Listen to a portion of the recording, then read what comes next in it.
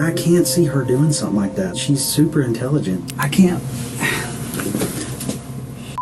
This is the moment Zach realized his wife, Ashley, was a secret murderer. Police found Taylor Wright, a friend of his wife, lying dead on his property.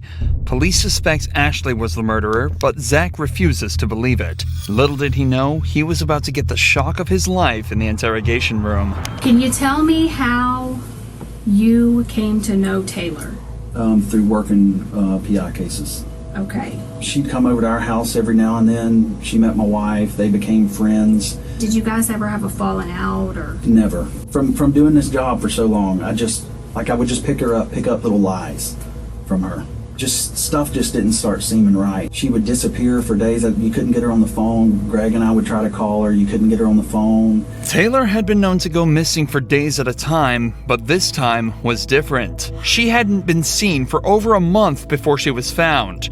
Early on, cops believed her disappearance was nothing out of the ordinary, but she'd left everything at home, and what little texts she sent to her friends were in language she wouldn't normally use. I mean, I'm sure now you've read the news and everything. Yeah. You kind of know the date that we're talking about. Have you had a chance to go back and pinpoint where you were on the 8th of September? I can't remember, but I'm trying to do the very best I can so I could tell y'all the best I can.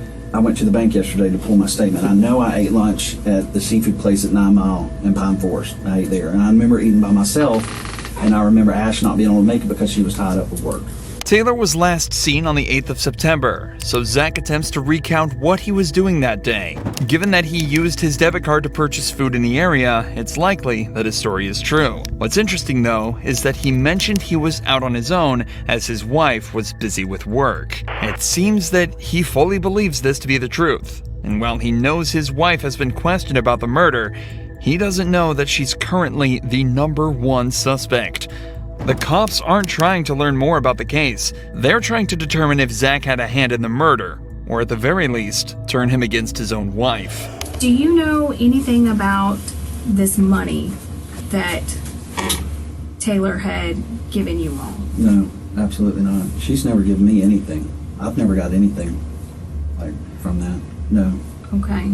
Do you know anything about your finances? No, to be honest. I give her when I work a case or I got a settlement from my attorney, I hand it straight to Ash. She takes care of everything. The money the detective is referring to here is a sum of $34,000 that Taylor had given to Ashley for safekeeping. Taylor was going through a divorce and wanted the money away from her own accounts. But instead of putting it in a safety deposit box as promised, records show Ashley put it into her own accounts. By the time Taylor wanted it back, she'd already spent all of it. Coincidentally, Taylor only asked for it back on the 8th of September. If it's not already obvious by now, Zach is a very caring person who obviously trusted his wife a lot. So far, he's provided solid answers to where he was when Taylor disappeared and his involvement in the couple's finances, equating to almost none. But the detectives have to rule out any involvement whatsoever, so they decide to discuss where the body was found. The property up on Britt Road, and that's owned by her aunt and uncle. Have you ever been out there? Yeah. When's the last time you think you were out there? The last time I went out there is when I traded my four-wheeler for a side-by-side. And that's the last time I've been. Before that, I couldn't tell you. When was that? A couple months back. Your phone number, the 554 number, do you always keep that on you? Yeah, I reckon. Do you ever loan it out to anybody? No. Okay. No. Would you never. ever loan it to anybody? Or No. do you remember Ashley ever using it, taking it with her? No. Never.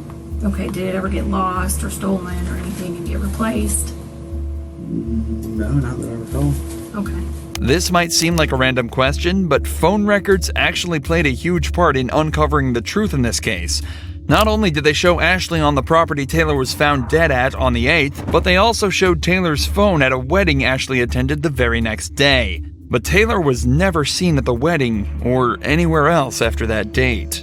Detectives here are just trying to confirm that if suspicious activity was discovered from Zach's phone records, there would be no way to argue that it wasn't him in control of the phone. But remember, Zach still has very little idea surrounding the true nature of this case. He doesn't know how much evidence the cops have against his wife. All he's doing is defending himself and providing answers that'll hopefully solve the case. So given his compliance so far, the detectives decide to try and question him about some more physical evidence.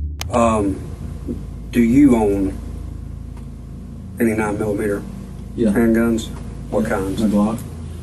Just one or Yeah. When I've got a lot of guns. So, Mhm. a lot. I think one Glock 9. what model? 19. 19? Okay. Do you know how Taylor died? Yeah, for Ackerman told me that the girl was shot, and he heard that from Molchan. So Ackerman told you and he got it from Molchan? Yeah. Okay. Did he elaborate on anything else? He just said that they thought the girl was shot. Okay. Did you ever buy Ashley a gun or anything of that nature? Man, over the years, yeah. Yeah. I bought her a 380 one time, What kind? PPK. Okay. And does she carry a firearm? I haven't seen her one in quite a while. Not at all. Mm-mm. Do you own a 38 I- airweight? Yes. And she used to, that's the last thing I ever remember seeing her with was a 38 airweight. And that was, I haven't seen her with that in I don't know how long. I mean, I'm interested. Did you kill or participate in the death Absolutely of? not. I would What never. is this question? Okay.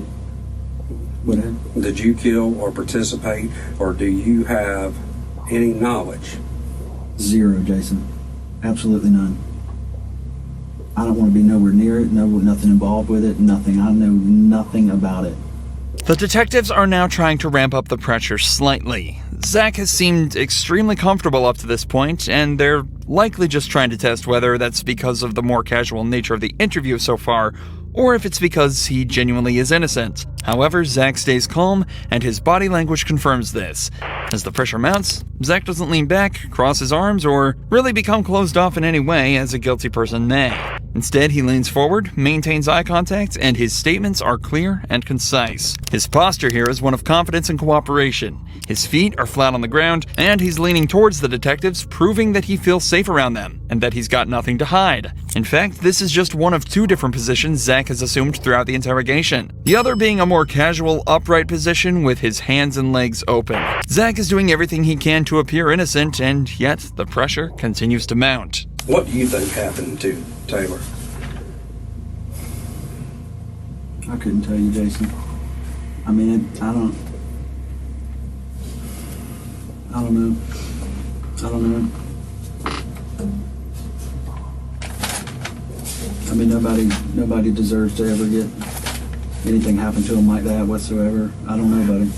I don't know what happened to her. And I'm asking you, as this investigation continues, whether it's text, phone records, computers, financials, is there going to be anything that hems you up or ties you absolutely to that? nothing. Well, and not just being involved in the actual murder, but as far as, afterwards. Helping conceal. If any person in this world was like, hey, Zach, come help me do something, I would run from that mother as fast as I could. Well, I mean, just hell, it's all over the news. Yeah. You've read it. Yeah, I've read Right. it, and And I mean, trying to swallow it and figure it out. I mean, it's like, it's terrible. but you've read it, so you know at least some of the details. Just based upon that and your knowledge of the job that we do and the job that you used to do, what's your thought? Feelings aside, Just logically. I can't, I can't see her doing something like that. I mean, she's super intelligent. You know, she's got a Master's degree. yeah, or is it master's or I don't know, one of the two. And that's just sloppy. I mean, that's sloppy I can't see her doing that. There's obviously a lot going on in Zach's head right now. He obviously doesn't want to believe his wife killed someone, but his years of experience as a PI, coupled with all the evidence against his wife, logically have to be convincing him otherwise. Not only were there the bank statements and the cell phone records, but Ashley was even caught on camera at a hardware store purchasing the exact same type of cement that was used to fill Taylor's grave. At this point, though, the detectives have seen all they need to. Zach takes a minute to discuss a few things with his lawyer, and he signs a search warrant allowing them to obtain all his cell phone records. Eventually, Zach is cleared of any wrongdoing and is allowed to return home. His wife, however, was a different story. We, the jury, find the defendant, Ashley MacArthur, guilty of first-degree premeditated murder with a firearm as charged in the indictment. Ashley MacArthur was sentenced to life in prison with a mandatory sentence of 25 years and is now serving her time away from her husband behind bars.